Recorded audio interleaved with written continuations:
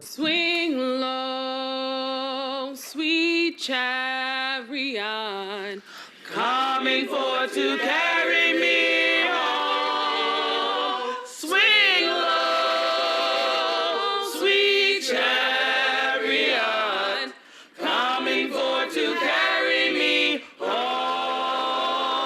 Swing low, sweet chariot, coming forth to carry me home. Swing low, sweet chariot, coming forth to carry me home.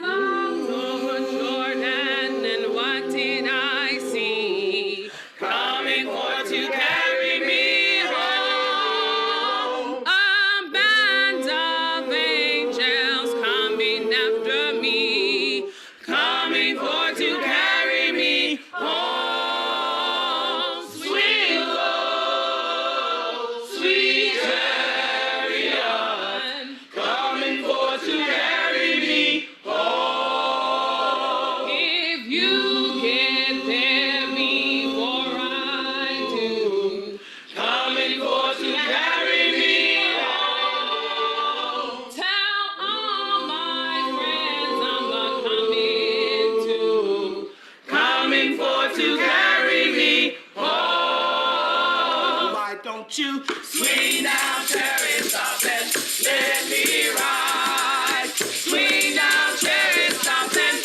let me ride. Oh, rock me, Lord, come and ease it. I got home on the other side. Swing down, chariot, stop and let me ride. Swing down, chariot, stop and let me ride. Oh, rock me, Lord, come and ease it. I got home on the other side. Why don't you swing down, chariot, stop and let me ride? Stop and let me ride. Oh, rock me, Lord, come and ease it. I got home on the other side.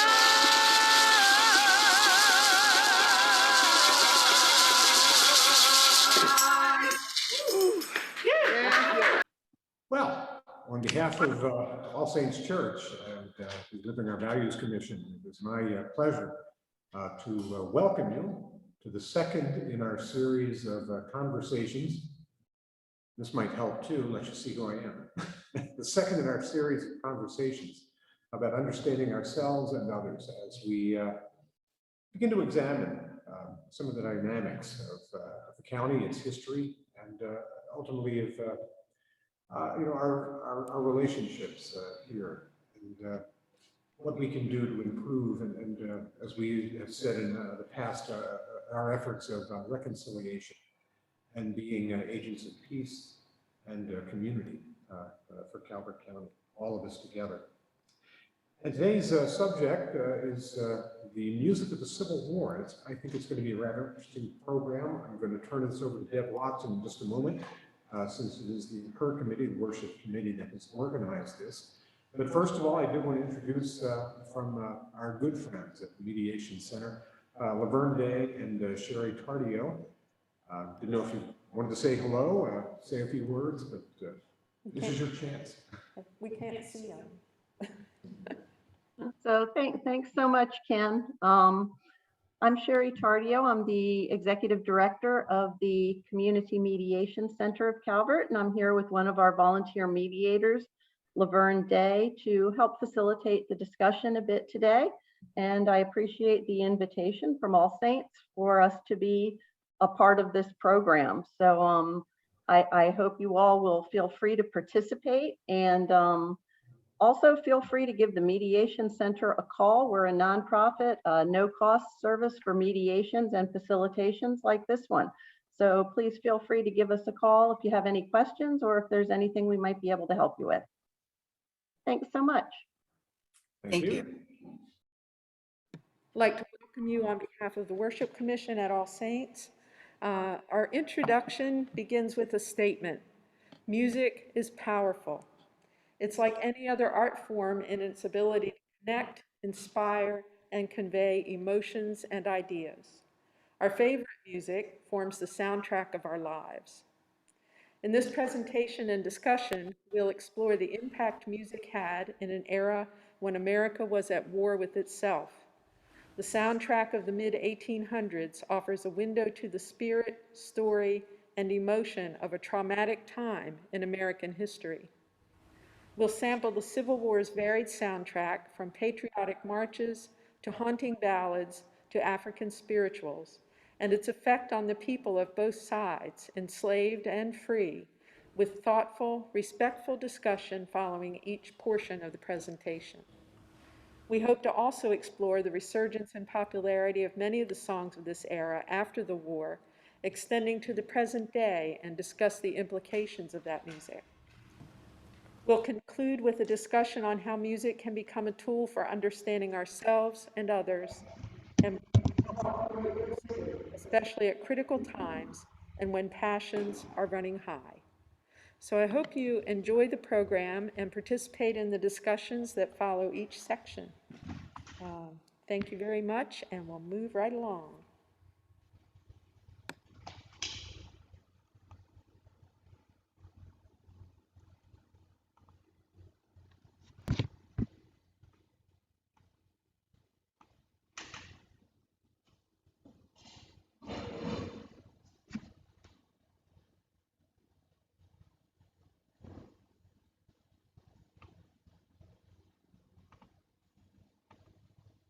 Well, again, good afternoon. It falls to me to introduce you to our first section, where we will be discussing some of the music of the Confederacy. And just in perspective, I know we don't have a lot of time to spend with this because we want to really get to the music. But just to say that music was of vital importance. And at the outset of the war, the South found itself at a great disadvantage because all of the publishing houses were in the North. And so they lagged behind in both literature and in the production of music within the South. Not that there weren't those who were composing. But eventually, publishing houses sprang up in 5 centers: Charleston, Macon, Mobile, Nashville, and New Orleans. And at the height of their production, they were producing 5 times as much printed sheet music as they were other literature. As I mentioned, music was of vital importance, and if you want to know how important, just again, look at that statistic: 5 times, as much music was being published. But it was important for the field, it was important in the camp, and it was vital for the nation. The Confederate States, we always think of Dixie and what have you and other songs, but actually their official national anthem was God Save the South. So ponder that. Among the things that helped shape the music was proximity on the battlefield, and we'll see that in particular with one song when we arrive at it. But that's what helped shape the music, and sometimes both sides would sing the same songs, just with different versions. You may not have known that the South had their own version of the Star-Spangled Banner. It wasn't our national anthem at the time, but that verse about, oh, say, does that star-spangled, it says, oh, say, does that Southern Cross ever proudly wave? So you can see how that, becomes part of, this sharing and this reworking of a popular tune to fit, one situation. And I'll say one other thing: music was not only employed as a national anthem, we just cited, as a way of developing national pride and fervor and patriotism. I mentioned too, it was very important for the field as a way of rallying troops, and also in the camp as a way of releasing the inevitable tensions that came from fighting a war. In camp especially, the music was a diversion from the bloodshed, which helped the soldiers with homesickness and boredom and their fear. And it's reported that soldiers of both sides often engaged in recreational and instrumental contests when the opposing armies were nearby. And bands on both sides would play against each other all night long, prior to or during conflicts. The last thing I'll leave you with is that there is a quote from General Robert E. Lee, who said that, I don't believe there could have been an army without music. That was how important it was. And not just for the Confederacy, but it was a Lee quote, and so be it. So Deb, I'm going to turn this over to you to talk a little bit about Stephen Foster and our first song. Okay. Stephen Foster, I'm sure all of us are familiar with his music. Even the young people have probably heard his music. One of the more important songs that's still a state song these days is "My Old Kentucky Home," and that song, although it romanticized slavery, eventually, as the state song, Kentucky did amend the lyrics to take away the connotation that it had in its original form. Ahead of the Kentucky Derby last year, a Louisville-born historian who was writing a book on the history of minstrel song said that the song was written by a white man about a black person being sold down the river from Kentucky to the deep South. And the song was to be sung by white men pretending to be black men on the stages for white audiences. And one of the quotes that Emily Bingham, this author, this historian, wrote was, "It's true that he was writing in the midst of bestseller success of Uncle Tom's Cabin, the anti-slavery novel by Harriet Beecher Stowe. And it's true that the original version of the song was about Uncle Tom and not My Old Kentucky Home.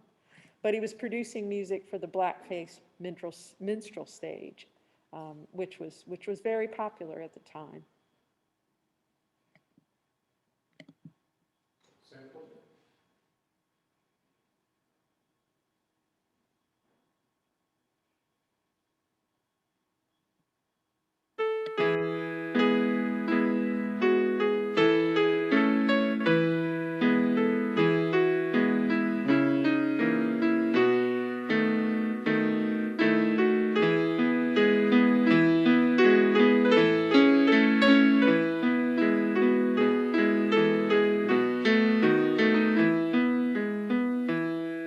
The sun shines bright on the old Kentucky home. 'Tis summer, the children are gay.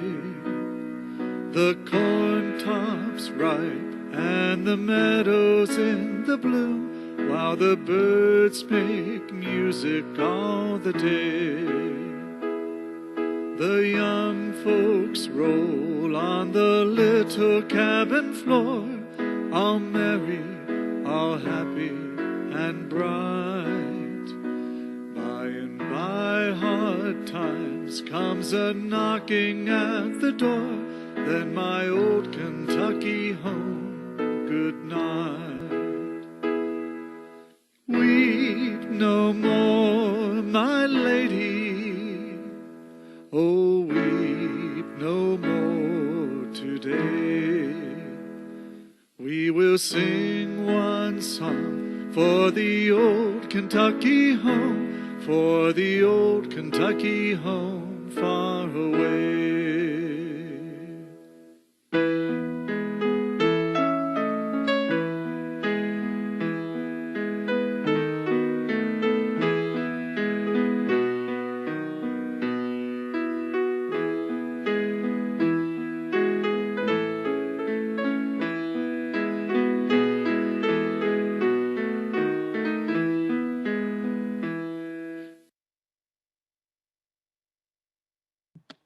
So you can see that the lyrics in that particular version of the song are the amended lyrics that are more recent, that were done in 2008.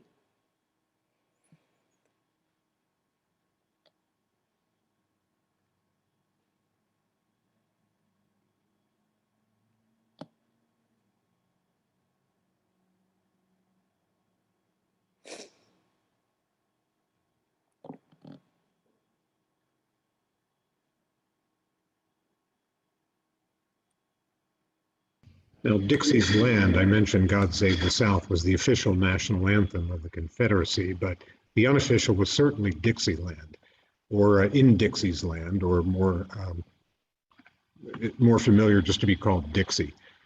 And again, this is very similar to my old Kentucky home. It was written by a minstrel composer, Daniel Decatur Emmett, is credited with writing it in 1859. And as it turns out, he was rather slow in getting it copyrighted. So suddenly there were 37 different people who claimed authorship, and there were so many versions of it used by both North and South. The song itself was actually very popular with Lincoln, who had it played at his inauguration in 1861 and again in 1865, commenting that now that it was federal property again, we wish those who had left the Union to know that they can still sing this song in the reunited Union.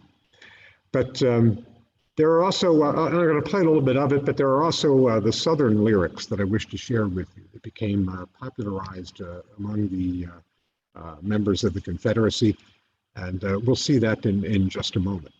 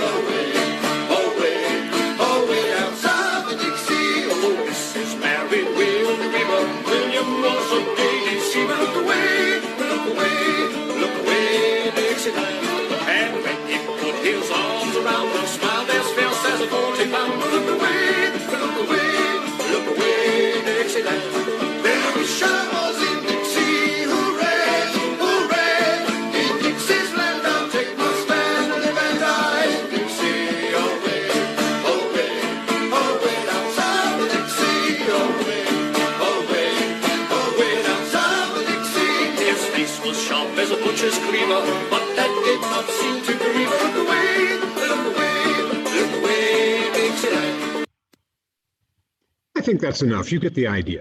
Maryland, My Maryland was a very martial song at the time. It was aimed at coaxing Maryland into the conflict and siding with the Confederacy. It was a poem that was written with 9 stanzas. It was written by someone named James Ryder Randall in 1861. Randall was a native of Maryland, and he was teaching in Louisiana. He was outraged at the news of Union troops being marched through Baltimore, where there was a riot. The poem sort of articulated Randall's sympathies, and it was set to the traditional tune of what we know as O Tannenbaum. The song became very popular in Maryland and throughout the South. And oddly enough, it didn't become the Maryland state song until 1939. I did as much research as I could online, but I've not been able to find actual documentation that explains why the song was adopted as the state song then. The conjecture that I found from a historian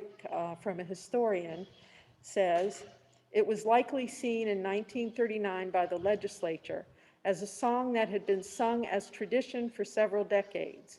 I doubt there was any real consideration of the secessionist origins of it. That was Dr. Christian Long, the professor of history of Salisbury University. So Maryland, My Maryland, recently became not the Maryland state song. So we have to come up with a new one, hopefully that's much more equitable to everyone, all colors, all races, everyone.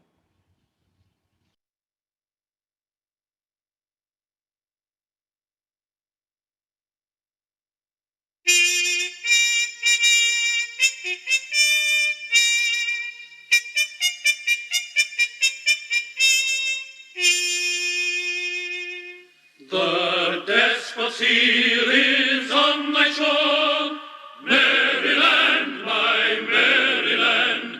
His torch is at thy temple door, Maryland, my Maryland. Avenge the patriotic gore that fleck the streets of Baltimore, and be the battle queen of yore, Maryland, my Maryland. Thou wilt but cower in the dust, Maryland, my Maryland. Thy beaming sword shall never rust, Maryland, my Maryland. Remember Carol's sacred trust, remember ours warlike trust, and all thy slumbers will adjust, Maryland, my Maryland. We only gave you 2 of the 9 verses, but you certainly got an idea of, if you were not familiar with the rest of the song, you certainly get an idea of its secessionist tendencies. Lastly, in the series, and just a quick introduction, is the Bonnie Blue Flag. And this was a song whose intent, or the intent of which was really to rally the troops before battle or going into battle. And the Bonnie Blue Flag is not the Southern Cross, the stars and bars. It's just a single blue flag with a white star, one single star, that was really a sign of secession. And the song itself will talk about the states that did secede in the order in which they left, as again, a rallying cry on the battlefield as those states were represented. And here's a sampling of it.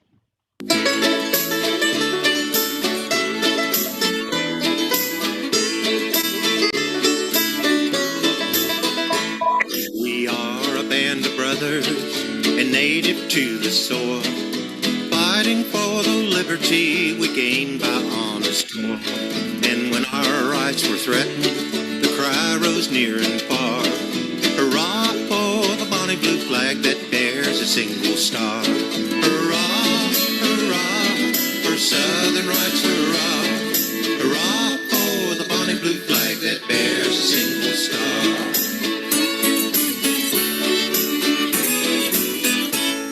As long as the Union was faithful to her trust, like friends and brethren, kind were we and just. But now when northern treachery attempts our rights to mar, we hoist on high the bonnie blue flag that bears a single star. Hurrah, hurrah, for Southern rights, hurrah. Hurrah for the bonnie blue flag that bears a single star. I think that's enough.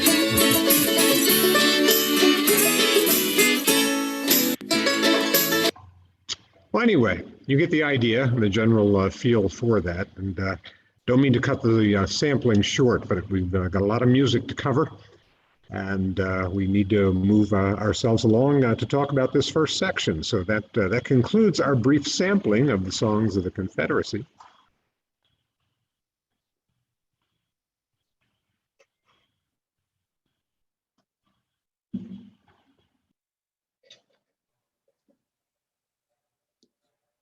So I was going to say, Laverne, Sherry, take it away. Okay, good afternoon again, everyone. When you listen to these songs of the Confederacy, this is a two-part question.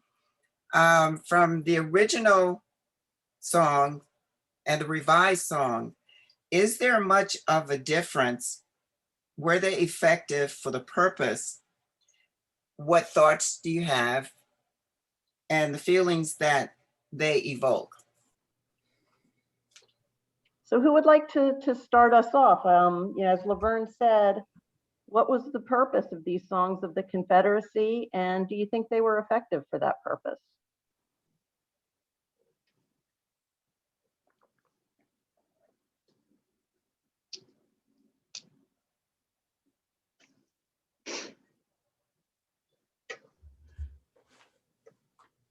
Well, this is Kip. I think they were effective, but perhaps for all the wrong reasons. If you compared it to Madison Avenue techniques these days, you provide a snappy song or stirring music and nostalgic words or other emotional words that inspire people. What was ironic while looking at each of the word sets was that if you actually paid attention to the words, few of them made sense in terms of a patriotic song, with a possible exception of Maryland and Blue Star. So they appeal to emotion, they work, but intellectually, most of them made little sense. Thanks, Kip. Kip, I have a question. Very little did they make sense, but did they make sense in the small amount for the people that they were written for? Vern, were you asking me to respond? Yes. Yes. Yes and no. Maryland and the Star, yes. Dixie, which was probably, I'd have to defer to others, but one of the most popular and certainly still is. When you look at those words, at best, it's a party song. It wrapped, the core of each verse is idiotic. It's talking about a guy trying to date a gal despite his nose shaped like a cleaver. A guy whose force of enamorata was as strong as a 40-pounder. I mean, this is what I'd find at the bar on a Friday night, not something that would inspire me to combat.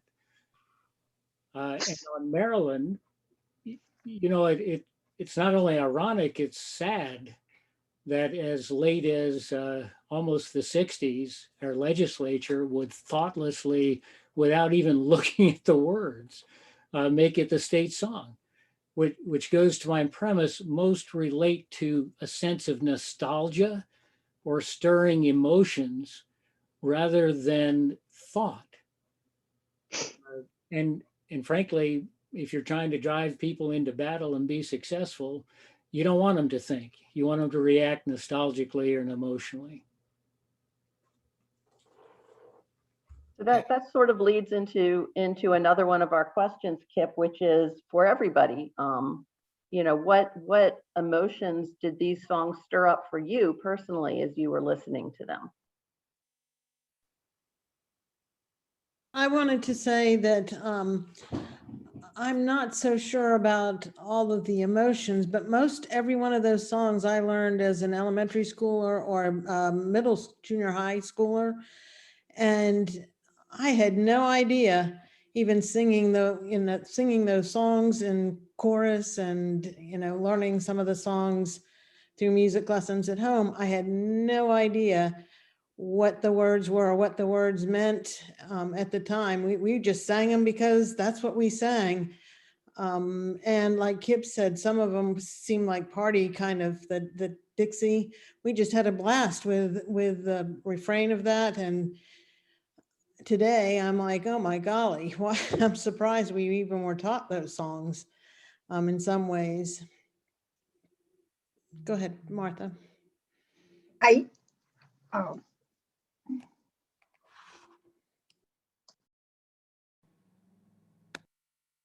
Now you're mute. There you go. Am I okay? I just want to say, Martha. I echo just what Deb said. I was raised on them. Well, Martha, I you didn't give them thought, except this is what we were taught. I was a Virginian, and that's as Southern as you can get.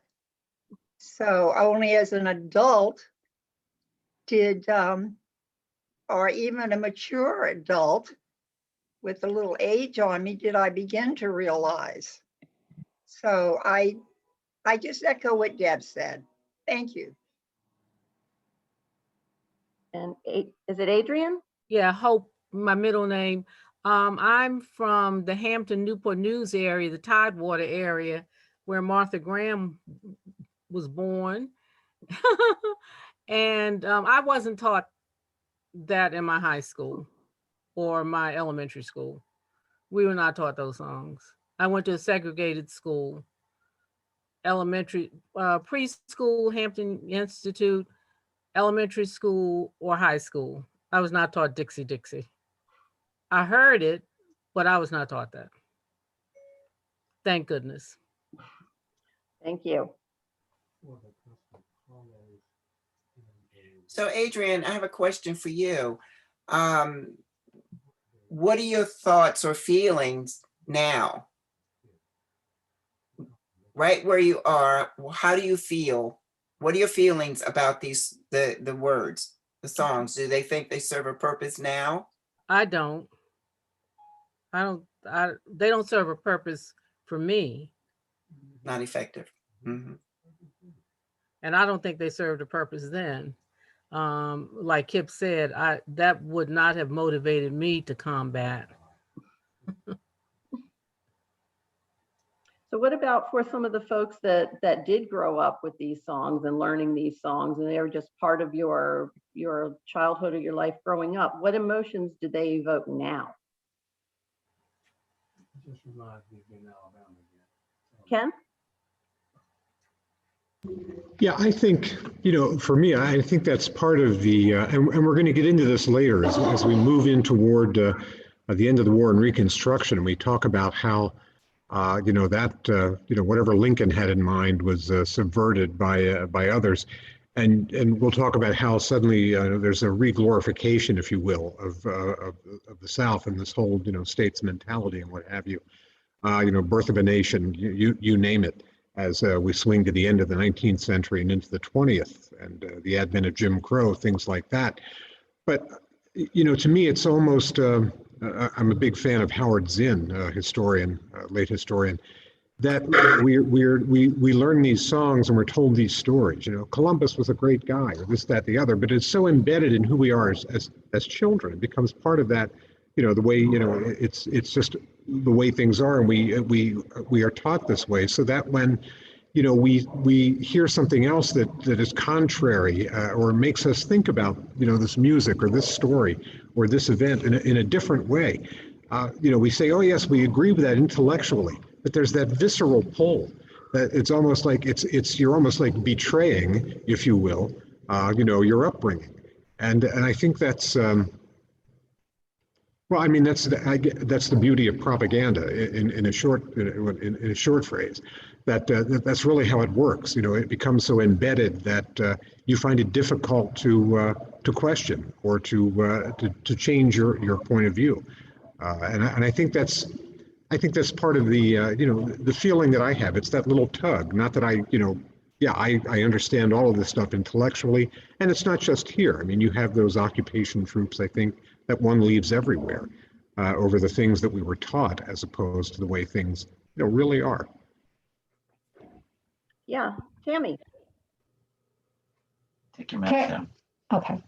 Ken, you'll love me. Now, I was just thinking about how when I was growing up and learning all those songs, and it was just like you skipped around, and now when I listen to the lyrics and I understand, and it still continues in a different way, in a very, very much different way. It's just, to me, it's like everybody knows pretty much I'm a big Bruce Springsteen fan.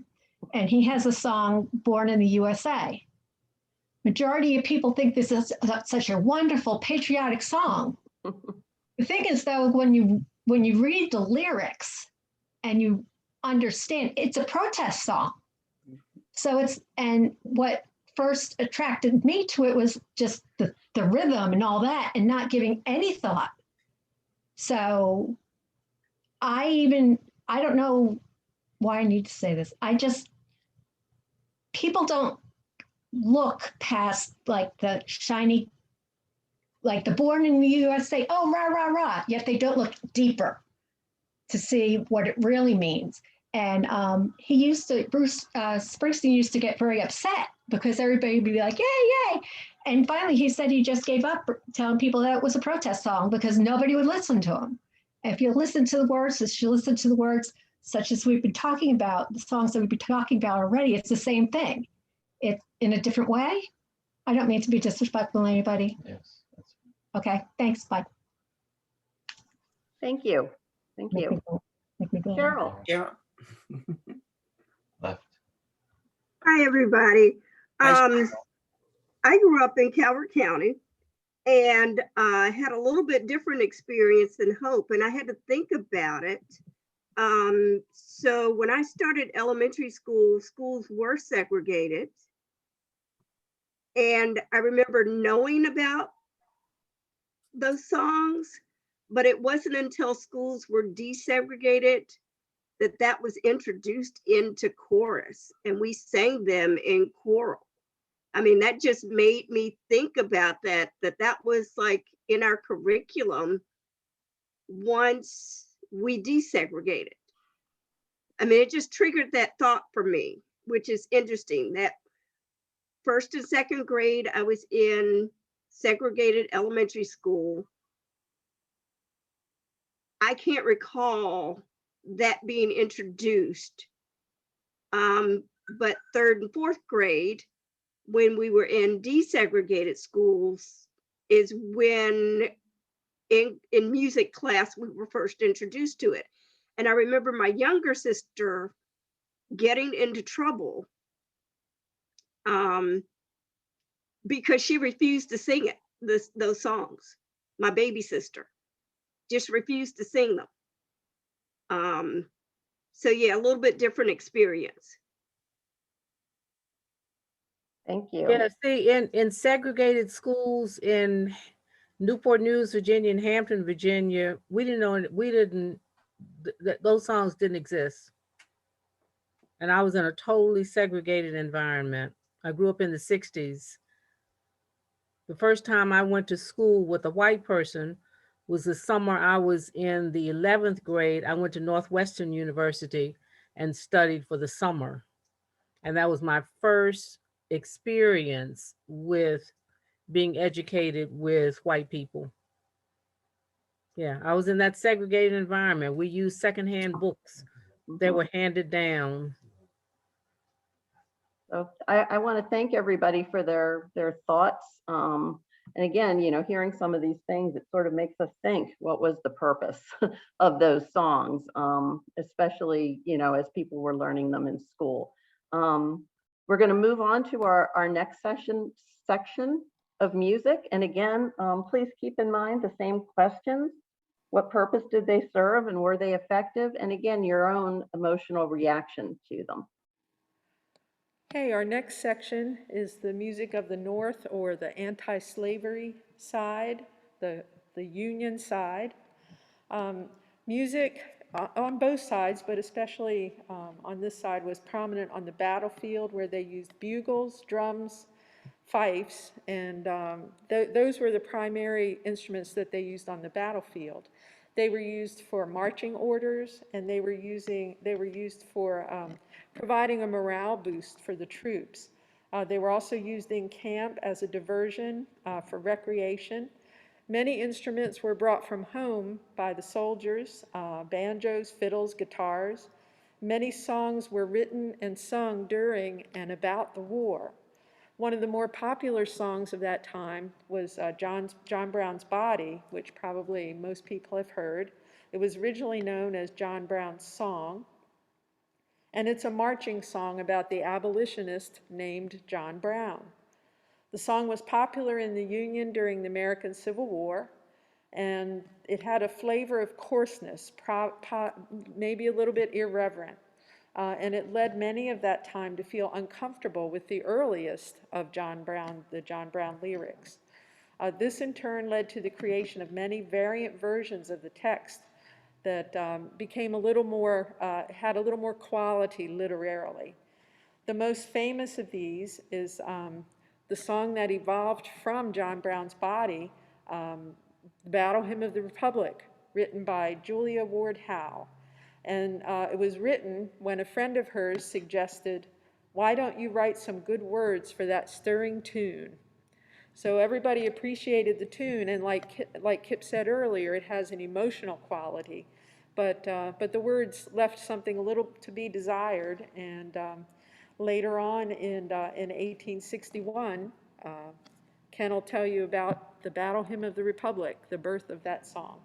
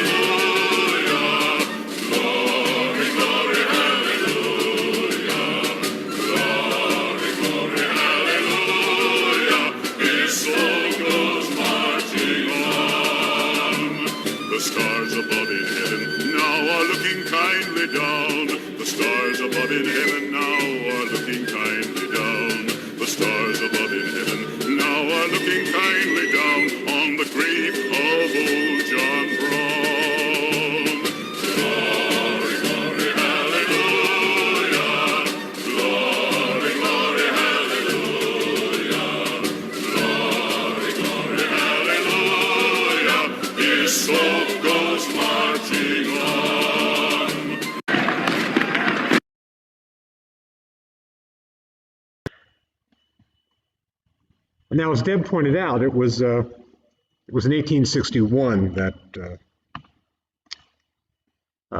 Howe, Julia Ward Howe, was asked by a friend to write more appropriate lyrics to this song, which is where we do get the Battle Hymn of the Republic. And we'll sample that as well, but I just wanted to read this quote that was also featured in Ken Burns' The Civil War. But Howe wrote, "I awoke the next morning in the gray of the early dawn, and to my astonishment found that the wished-for lines were arranging themselves in my brain. I lay quite still until the last verse had completed itself in my thoughts, hastily arose, saying to myself, I shall lose this if I don't write it down immediately. I began to scrawl the lines almost without looking, and having completed this, I lay down again and fell asleep, but not before feeling that something of importance had happened to me." And she wrote that in February of 1862, reflecting back on that inspirational moment when what we know as the Battle Hymn of the Republic, to that marching tune of John Brown, became a song. Mine eyes have seen the glory of the coming of the Lord. He is trampling out the vintage where the grapes of wrath are stored. He hath loosed the fateful lightning of his terrible swift sword. His truth is marching on. Glory, glory, hallelujah. Glory, glory, hallelujah. Glory, glory, hallelujah. His truth is marching on. I have seen him in the watchfires of 100 circling camps. They have builded him an altar in the evening dews and damps. I can read his righteous sentence by the dim and flaring lamps. his day is marching on. Mine eyes have seen. And we'll pause it there. I want to move to a second song, but another interesting theme that rises out of this too is that whole idea of God on one side or the other. And as I said, the official national anthem of the South was "God Save the South." And here God is in the watchfire of 1,000 circling camps for the Union. So, but this last that I have, and then Mary Flora is going to take the floor. But this is the battle cry of freedom, also known as Rally Round the Flag. And although Stowe's work with the Battle Hymn of the Republic certainly is of note, this was without a doubt the most popular battle song of the Union. In fact, the statistic on this is that at one point, 14 different publishing houses were going at one time to keep up with the demand. And it's estimated that over 700,000 copies of the song were put in circulation in the first year, which is amazing. But we'll get a little taste of this one as well.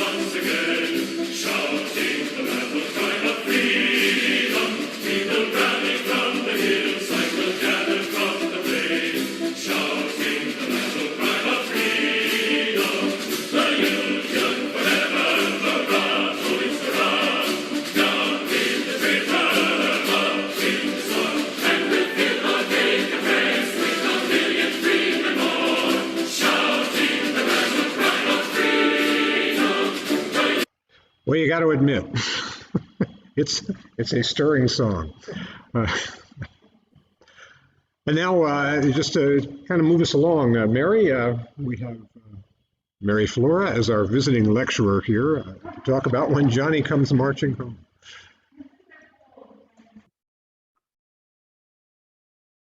There you go. This is so cool, spending the time talking about music. I'm so happy to be a part of this. I chose the song Johnny Comes Marching Home, and I found that this was a song that was published in 1863, and it is credited to Patrick Gilmore under the pseudonym of Louis Lambert. But this song is so well known. I mean, I'm a music teacher in elementary school, so my ears been perking up. I sing this song a lot in school, but I do it with the ants go marching in, and so we have fun with it in that way for marching. But it was very interesting reading about it. Patrick Gilmore acknowledges that he picked up the tune from someone humming it in the early 1860s. The words were written for his sister, who was waiting for her fiancé, who was a soldier, to come back from the war. But there's also all these other cross places that you can find this tune. Like there's an Irish tune called Paddy Works on the Railway, which is very similar. The first two phrases are very similar. And that actually dates back to possibly, I guess it is the 1860s as well. There's also a popular melody, which is a Scottish tune, which was John Anderson, My Joe, which was very similar as well, but that dates back to 1630 when Robert Burns wrote a text to that. There's also connections to the Three Ravens. So it's a great tune. And there's another reference to the tune being a sea shanty and the drinking song. There's always a drinking song, isn't there? This one is called Johnny Fill Up the Bowl. And this was actually published in 1863. But if you look at the dates, the Gilmore publishing was September 1863, and the Johnny Fill Up the Bowl was published as a Civil War drinking song in July of 1863. So I found it very interesting, and I liked looking this up. So I hope you enjoy that song.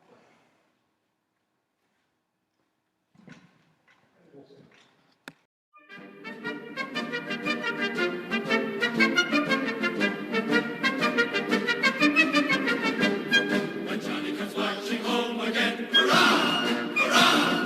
We'll give him a hearty welcome then, hurrah, hurrah! The men will cheer, the boys will shout, the ladies they will all turn out, and we'll all feel gay when Johnny comes marching home. The old church bell will peal with joy, hurrah, hurrah! To welcome home our darling boy, hurrah, hurrah! The village lads and lassies say, with roses they will strew the way, and we'll all feel gay when Johnny comes marching home. Okay, Sherry and Laverne, take it away. Thank you. So again, focusing on those same questions that we asked the first time, what was the purpose of these songs, of the music of the Union? Were they effective? And then also what emotions or what thoughts arose in you as you were listening to them?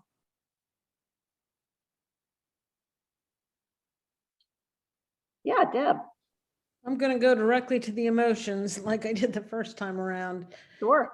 With Johnny Comes Marching Home, I can clearly see in 6th or 7th grade, we were singing that song for a concert, and the hurrah, hurrah, we had a blast with that song, and we had no idea what it really meant. But the emotion right now is thinking back, oh my golly, why were we singing that song? But it brings back, interesting memories. All I can say. So that another one that you remember from your school days?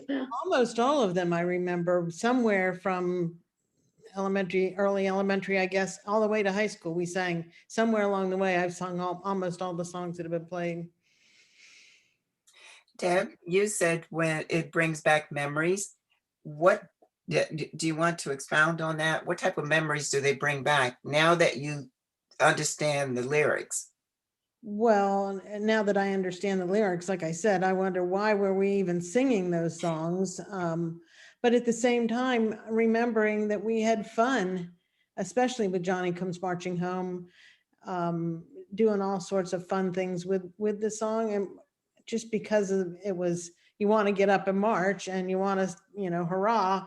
And we, just had a blast singing it, but we had not a clue.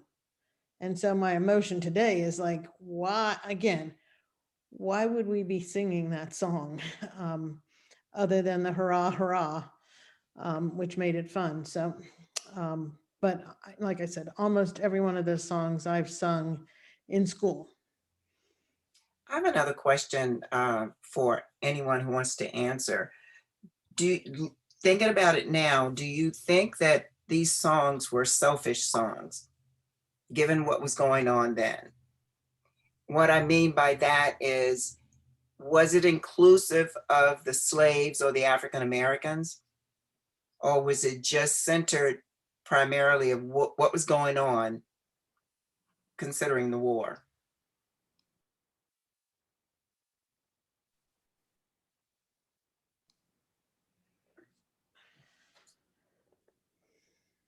Yeah, Martha, I saw your hand. And then Cheryl after Martha. Yeah, I noticed in Battle Hymn of the Republic, the word freedom was sort of primary. So maybe that was the theme. And as far as when Johnny Comes Marching Home, I also sang it in school and choir. And I hate to admit to my ignorance, but I thought it was First World War. I had never, looked it up or anything, and I just thought it was Johnny Comes Marching Home from from Germany. Thank you. Thank you. Cheryl?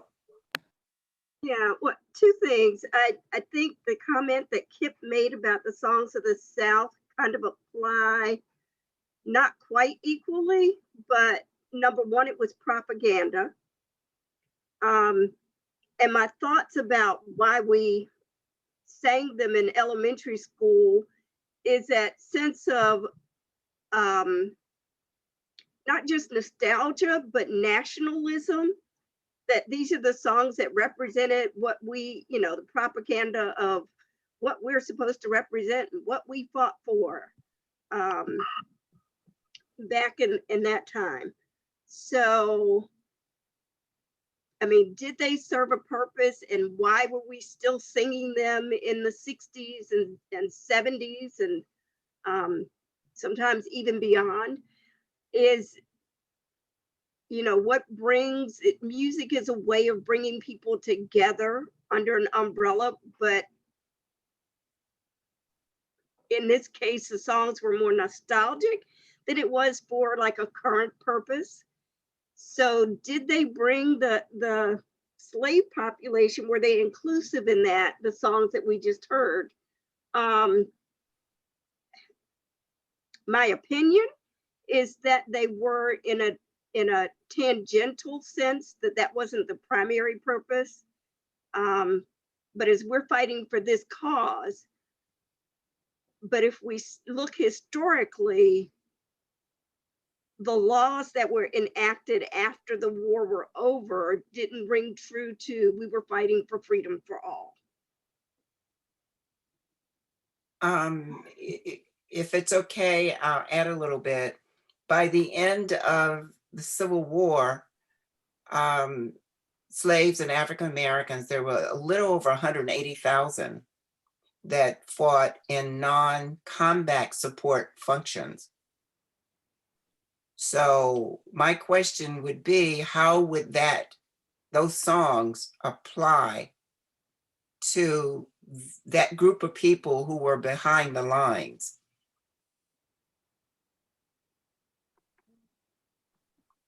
Another thing is, Kip, I'm sorry. I'd like to respond on several levels. Okay. First of all, we're in the conundrum of trying to compare our current values to values then.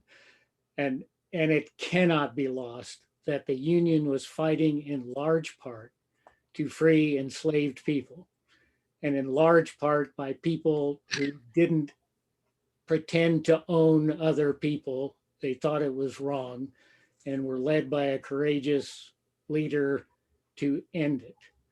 So at the time, the basic concept was free the enslaved people. And I don't think a lot of thought was given, other than by Lincoln and a few others, to what happens next. And once you engage, it's survival mode, which leads me to the second level. When Johnny Comes Marching Home, keep in mind you had two groups of people singing that. You had the people engaged in conflict singing it, and you had the people at home who hoped Johnny would be coming home singing it. So putting all the finesse aside, it was a song of survival. The hope was that Johnny will come marching home and not be left on the battlefield. And the last level I'd like to respond is, and we eschew the expression, you people. But I got to tell you, as a former combat officer who spent a lot of time in combat, I'm sitting here going, you people don't understand. Because when you're engaged in combat, first, you've made a basic decision that the cause is right and you should be part of it. You don't get into a whole lot of analysis once you've made that commitment. That you may be wrong, but you've made that commitment. The second part is that almost all combat comes down to the unit level. I can tell you, fighting in Vietnam for a year, my focus group was my squadron mates. And a lot of the unifying of squadrons to be effective fighting forces included, frankly, sitting around singing at night. There's something about music that unifies incredibly. And even if they were foolish songs, the sitting around and singing them together was an essential element of creating the camaraderie that kept you alive. And so beyond the level of cynical exploitation, there was a level of emotional commitment to each other that kind of music helped create and helped Johnny come marching home at the end of the day, because each person had each other's back. So with apologies, I love you all, you people, but you can't forget that when you say thank you for your service, what you're really saying is thank you for being in those conditions where you didn't know if you'd be coming home. Thank you, Kip. Thanks. So it really sounds like for you, Kip, that music was part of, it wasn't something to be analyzed intellectually, at least at the time. It was a part of community building, and you needed that to survive. I think most people's intellectualization happened on the front end. Mhm. Am I going to join? Am I going to serve? And am I going to obey orders? And once you got past that, yes, Sherry, that's the kind of level that you're at. And I don't mean unthinking level. I mean, you thought about the people who died, you thought about the people who survived, but a great deal of it was, am I going to be alive tomorrow? And how do I care about the people who are around me tonight singing the battle hymn of the Republic while hoisting a beer? It's a different level of non-analysis, if you will. Thank you. Deb. And Yeah, then, I wanted to agree with Kip, and something that I brought up when I introduced this section on this music is that music was used as a morale booster. It was used, I think it was also used to kind of further the cause on both sides, but this particular side, you know, we ended up with the Battle Hymn of the Republic, which became really, you know, a very poignant song that carried, you know, well beyond the years, and in fact, it's probably in most hymnals today. But I think the music, especially of the North, was something that helped move along the idea that the enslaved people needed to be free. And most of the research that I did that pretty much said basically that music was to keep the troops going and to keep you know, keep the fight for freedom for these enslaved people. so Ken, you had your hand up as well. Well, I just wanted to add, you know, from the historical perspective, something Kip said, and this gets back to the, Laverne, I think you talked about, you know, or maybe Cheryl, the word freedom being used in the Battle Hymn of the Republic. And I posited that question that you had God Save the South in the Battle Hymn of the Republic, so you're looking for the moral high ground, because that certainly serves as a motivator. But when you say freedom, it was not the intent of the North. You know, who had the right to vote? White men. And they weren't fighting the Civil War to give that right to you know, black men. They certainly weren't doing it to give that right to women. So it's just keeping those things in perspective. That you know, we're rah, yeah, this is great, you know, for all of this, but we can't see it through our lens. And when, you know, we have you know, universal, well, not quite, but when we do have universal suffrage, or at least that's the goal. That was not the goal then. It was not to become citizens. It was not to do any of those things. So. Thank you. Deb, do you have your hand up again? Mary, I want Oh, I'm sorry, Mary, go ahead. That's okay. I was trying to listen to Kip's comment about the unity, and I really agree with it. When you sing that song, you've got a sense of community when you're singing, and it's like the national anthem. That's what they wanted. And both of those are derived from drinking songs. Isn't that funny? But you know, I have not analyzed all the words, and I would not want to sing it in school if it offends people. And I do use altered words to the melody, and I know some people are against that. But I was just talking to Joe, we find lots of satisfaction in the melodies of things. And when you take on those melodies, it kind of transcends the words. I hate to say it, but there's something about those melodies that brings togetherness, unity. So thank you. Thanks for letting me talk. Thank you. Kip? I'm sorry, but there was a touch of irony I did want to point out. On the covers or the flag leading into the music on one of those, the American flag that was used was the little bighorn flag. And the wonderful irony there is that the Lakota Indians and their allied tribes beat the 7th Regiment, Infantry Regiment of the United States. And the Indians of the West remember Little Bighorn as a wonderful victory over the invading white men. So it was a little ironic that that particular flag was the lead-in to what we consider national music of inspiration. I think they would have enjoyed that. Does anybody else have any last comments about the music of the Union that we heard?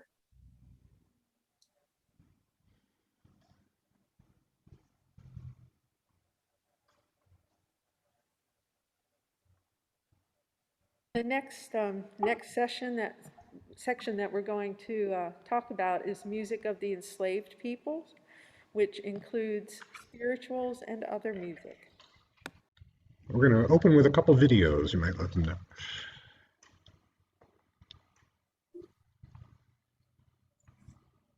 This is a very special evening of music, the music of the African diaspora, testifying to the struggles and strivings of African peoples.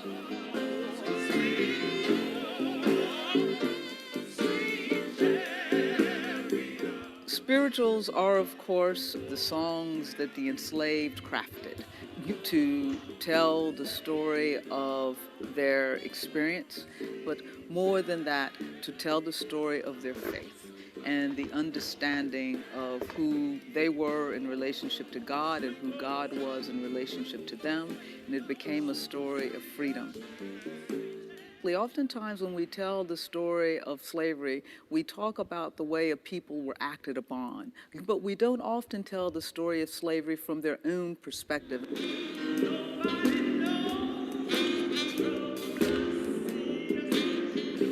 They resisted and they acted back, and the fact of the spirituals is a testament to the way in which they acted back and to the way in which they crafted their own culture.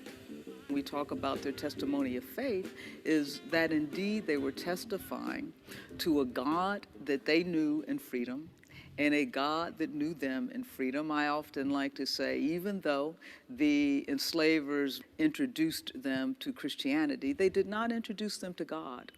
The enslaved Africans knew God before their enslaving kidnappers kidnapped them. They are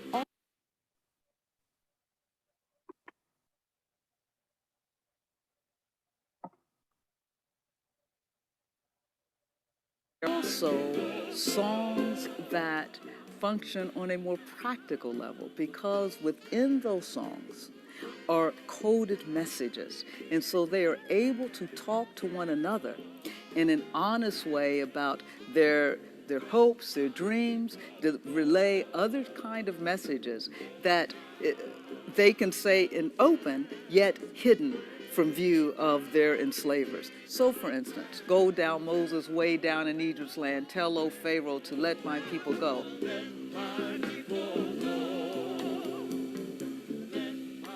They may be talking about when they're getting ready to escape, the Underground Railroad, or even speaking about some of the slave rebellions that we know about.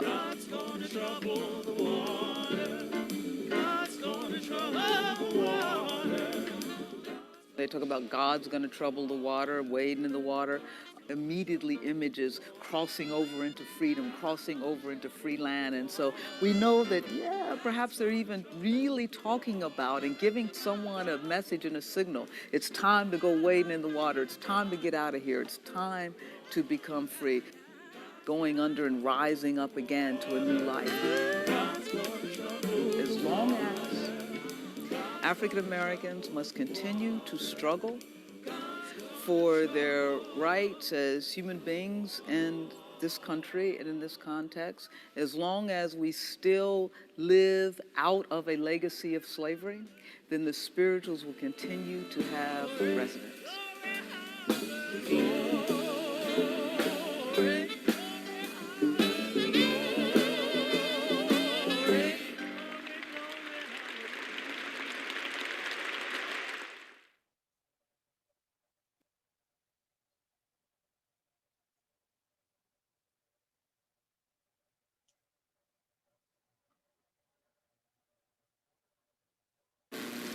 Have you got good religion? Certainly, Lord. Have you got good religion? Certainly, Lord. Have you got good religion? Certainly, Lord. Certainly, certainly, certainly, Lord. Have you got good religion? Certainly, Lord. Have you got good religion? Certainly, Lord. Have you got good religion? Certainly, Lord. Certainly, certainly, certainly, Lord.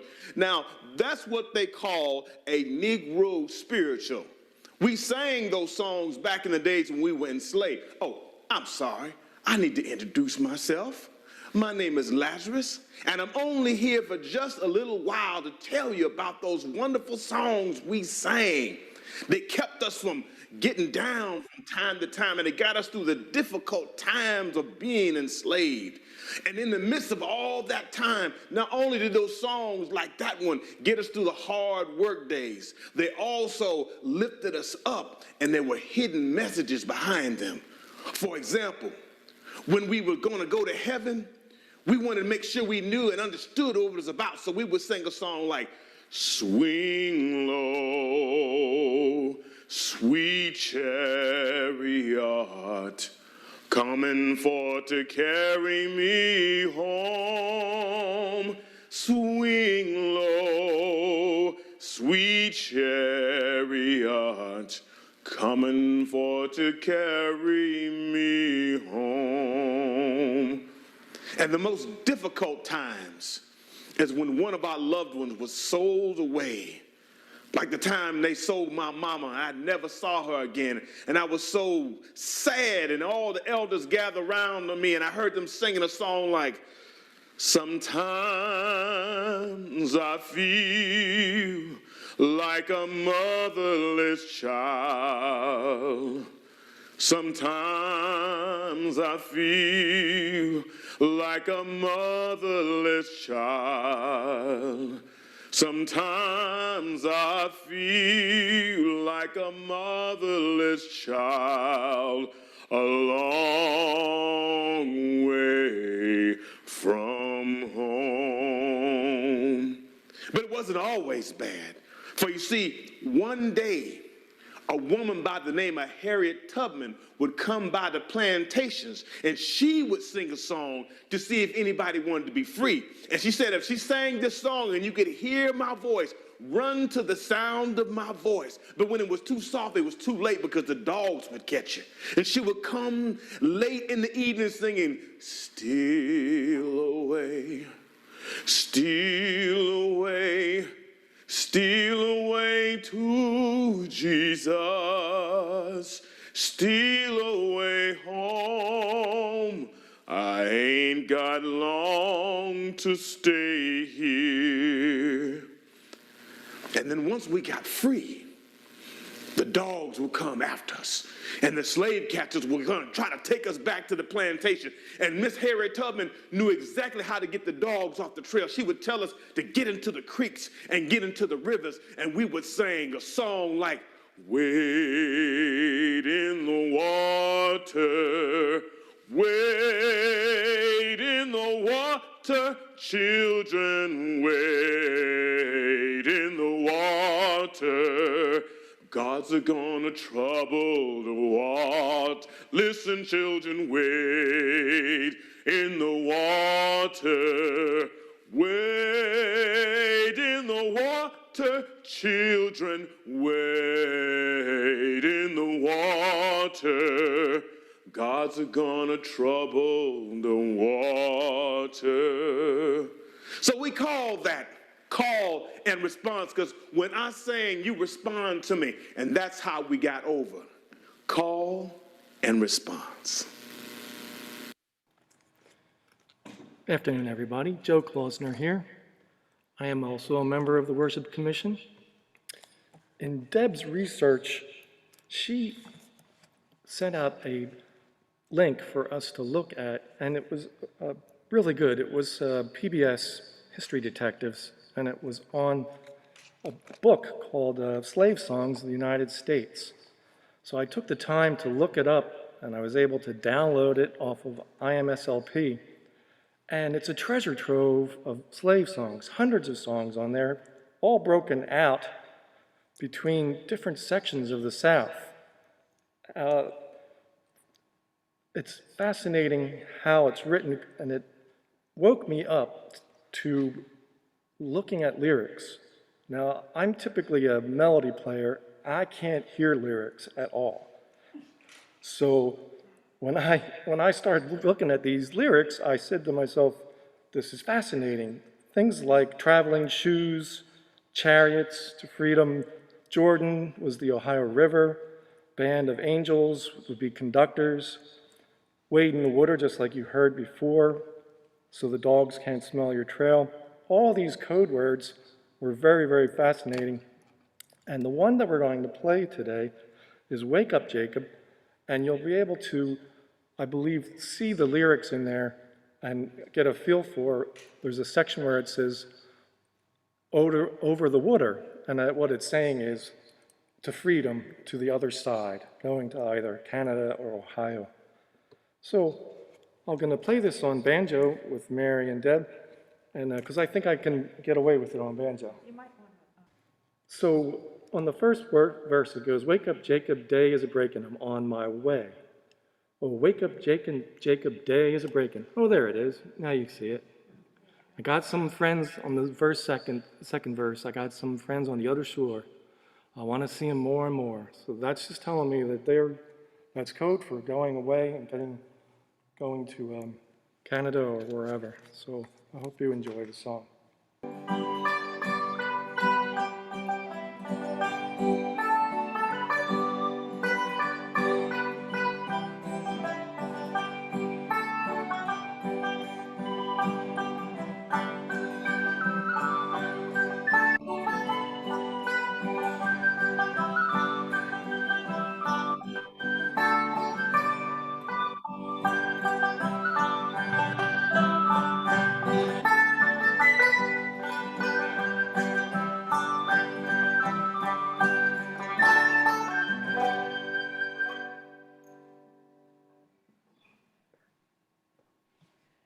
And one of the verses on that song was, I got some friends on the other shore.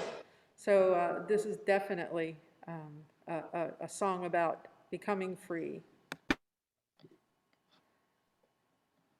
And this is another song that was popular for enslaved people to find their way to freedom.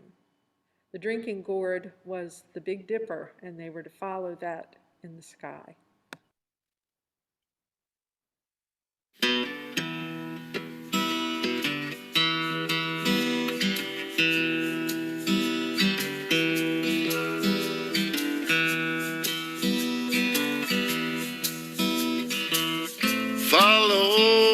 the drinking gourd.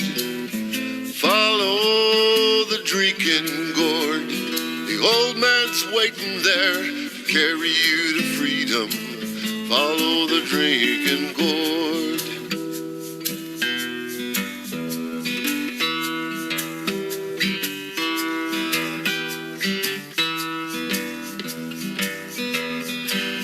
When the sun goes back and the first quail calls, follow the drinking gourd.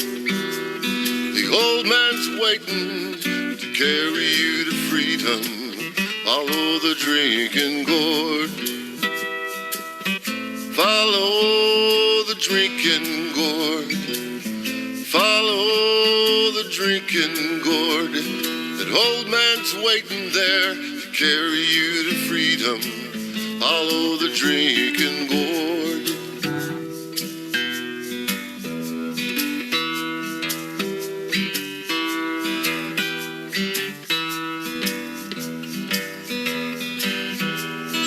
Riverbed makes a mighty fine road. Dead trees show you the way. It's left foot, peg foot, traveling on. Follow the drinking gourd. Follow the drinking gourd. Follow that drinking gourd. The old man is waiting there to carry you to freedom. Follow the drinking gourd.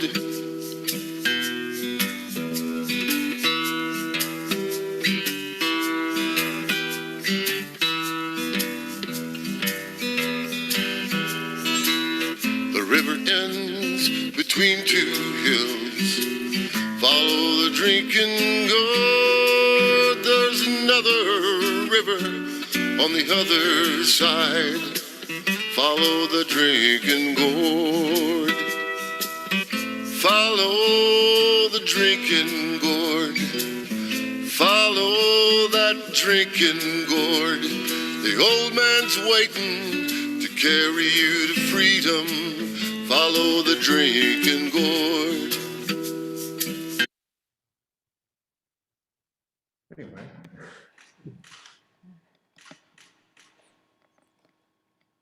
That was a quick sample of that one. Did you ask, what is the drinking gourd? I mentioned that it's the Big Dipper. Big Dipper. Yeah, it's, and of course, most of the enslaved people were escaping at night, you know, so they could get away unseen. And I guess we've kind of used the term spirituals, kind of, you know, not without giving an explanation. Spirituals were sacred songs sung by enslaved people during the antebellum South. There was a distinction. There were Negro spirituals and white spirituals. Both were popular at the time. And the historic term was used to distinguish the two. Many of the enslaved people changed the words of the songs when they knew that white people were listening so that they wouldn't be discovered. The spirituals were sort of a documentation of their thoughts, their expressions, their struggles, their feelings, their hopes, and the suffering that they endured in their culture. And that's only one facet of the music that evolved from the enslaved people's culture. But there were many contributions to the evolution of those spirituals. African culture, eventual common language. When you think about it, a lot of the African people who were brought here did not have a common language. They were from different areas of the world. Common language became English. Slavery was a commonality, and the introduction to Christianity greatly influenced the spiritual. And when you think about this also, the African people who were enslaved were not yet legally Americans. So the term African Americans really did not apply to them other than the fact that they were on American soil. They were not Americans until the 13th Amendment was passed. And then, the next thing that everybody probably knows about is Harriet Tubman. She was an abolitionist, a political activist. She was born and raised and enslaved in Dorchester County, Maryland. She was beaten and whipped as a child, and she just made up her mind that she was going to escape. She eventually began to work with abolitionists to create safe houses, which later became known as the Underground Railroad. She herself became known as Moses, and she made more than 13 missions that helped over 70 enslaved people escape to freedom. After the Fugitive Slave Act in 1850, she actually helped guide enslaved people to British North America, which we know as Canada. She worked for the Union Army as a nurse and was the first woman to lead an armed expedition in the Civil War, which was the raid at Combahee Ferry. And that particular expedition freed 700 plus enslaved people. The song Go Down Moses is actually used to designate Harriet Tubman. The coded spirituals were mentioned earlier, and you saw examples of those. And the coded language was something that really became widely spread, and it's amazing how it spread, given the fact that many of the enslaved people were restricted to a certain plantation or a certain area. So we welcome your discussion about what we've presented in this section. Cheryl? Hi, I'm on the worship commission as well. And one of the things we forgot to mention in that section is that if you recall, when we talked about the songs of the South, we talked about how they were scarcely published, that many of the printing presses and those kind of things were in the North.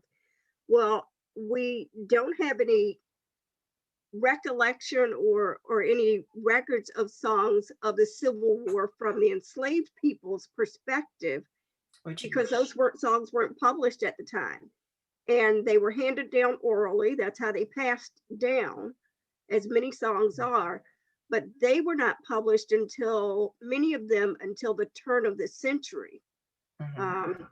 So we don't have exactly the same perspective there. And what we're presenting is songs of their personal or the perspective of the enslaved peoples. All right, fight for freedom. So that's a little bit different distinction from the other two that we just saw. All right, thanks. Thank you. Thank you for sharing that. Anybody else have any comments about how about when you listened to those? What emotions, what thoughts were stirred up in you listening to those songs, and maybe even compared to some of the other ones?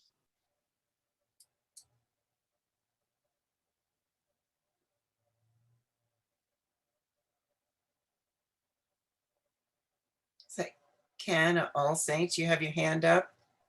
Well, I would say no. Just thinking about one thing going through my mind was the idea that we talked before about some of the the nonsensical lyrics of like Dixie and what have you. But to realize the brilliance of the of the coding in these songs is remarkable. And again, what you had to overcome with a common language and all those things, and how they're still were able to get these messages passed, musically, is just a remarkable story.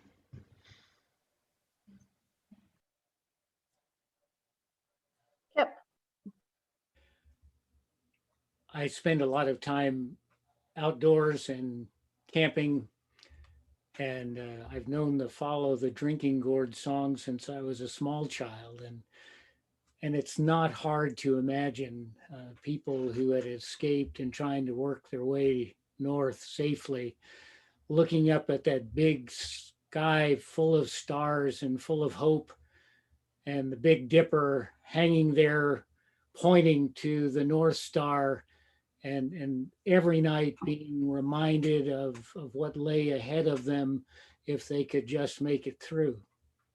And I can't think, but that must have been a huge inspiration to all those who went through that Underground Railroad to the north.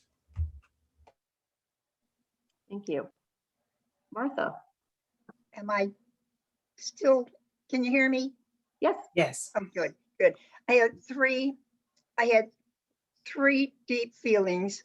First was sadness, such sadness. And the other was the intelligence that went into the planning and then to camouflage, to put all this into camouflage language in the Gospels, that for the escaping and the ultimate courage, because the penalty for failure was, I can't imagine the courage it took. So that's what I got from the spirituals, besides they're being very beautifully presented. Thank you for your honesty.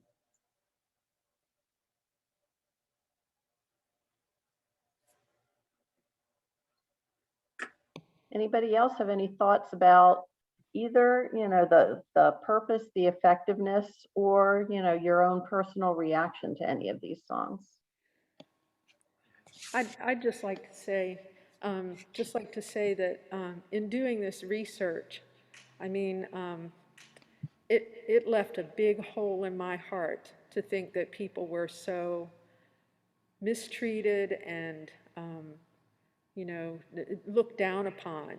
And it also makes me sad to think that that still happens today. And I really, it really touched me deeply to do the research for this project. And in fact, I think I'm gonna cry right now, but it's really, the spirituals especially are what really struck me as being probably the most important of all the music of that period. I think the spirituals were the ones that gave people hope. They gave people something to hold on to. They gave people a unity, and I don't know where we would have been without them. Thank you. Joe would like to say something too. Just one other thing in response to Cheryl's comment. When Deb found this book, it was actually published in 1867, 2 years after the Civil War, and it was by 3 abolitionists, William Francis Allen, Lucy McKim Garrison, and Charles Picard Ware. And what they did is they traveled all around the southern states and they chronicled songs by listening to them sing it, and then they wrote down the notes of every song that they listened to. So this is actually a reproduction of the real live songs that were down in 1867. So I just wanted to clarify. I didn't make myself clear. Thank you. Adrian, Hope, you said your name was? Hope, yeah, that's my middle name. I wanted to, before the this program ended, I wanted to make sure that I said thank you to the worship committee for pulling this together. The program was very informative, and I just wish we had had more people here to partake of this knowledge. And I do hope that you can run it again, especially our young people, because they don't get this in school anymore. It's very valuable information. I really appreciate it, and I can appreciate the research and the time and the effort that went into this. And the only thing that I wanted to say in addition to that was something that Deb alluded to, and also Reverend Dr. Kelly Brown Douglas said, we're still fighting. The songs still apply, and that brings tears to my eyes to think that in 2021, we are fighting so that we can vote. I find that incomprehensible. I know Dr. Martin Luther King Jr. is flipping over in his grave, and that makes me sad. But listening to the words of the Negro spirituals gives me hope. Thank you. Right now, we'd like to call on Cheryl Thompson to introduce a recording of Lift Every Voice and Sing.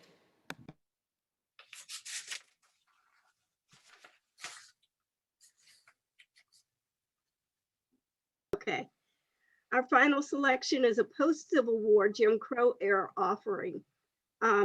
Although slavery had ended, the formerly enslaved peoples continued to struggle as Jim Crow laws replaced slave codes to restrict the lives and rights of a race of people. Written in 1899 by James Weldon Johnson, Lift Every Voice and Sing references the struggles of slavery and systemic oppression, containing references to the book of Exodus and the Jews' journey out of Egypt. The lyrics inspire us to sing a song full of hope that the present has brought us. Facing the rising sun of our new day begun, let us march on till victory is won. As told by Johnson, a group of men in Jacksonville, Florida, arranged to celebrate Lincoln's birthday in 1900. His brother, John Rosamond Johnson, wrote the music, and the song was sung by a chorus of 500 colored school children. Johnson went on to say that although the song passed out of my mind after leaving Jacksonville, he had moved to New York. The children sang it at other schools, and within 20 years, the song spread across the South. It was adopted as the Black National Anthem in 1919 by the NAACP, and it is sung at marches, protests, celebrations, and at some official functions, reminding us that the trials and tribulations that a people have endured and continue to endure, while inspiring hope for the future. It is as relevant today as it was in 1900, when it was first sung by those hopeful school children in Jacksonville, Florida.